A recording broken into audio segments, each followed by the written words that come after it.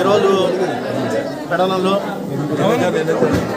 పైడమ్మ అమ్మవారి ఉత్సవాల సందర్భంగా 8వ రోజున దర్శనానికి వచ్చాను. నేను ప్రతి దానికి కూడా ఈ ఉత్సవాల్లో ఏదో ఒక రోజున అమ్మవారిని దర్శించుకోవడం మా ఆనవాయితీ.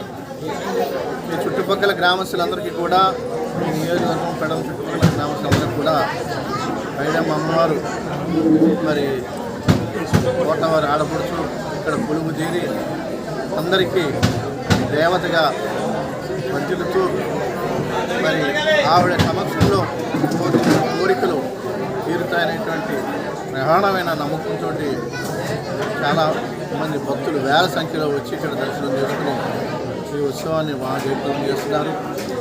చాలా నేను కూడా అదృష్టంగా భావిస్తున్నాను.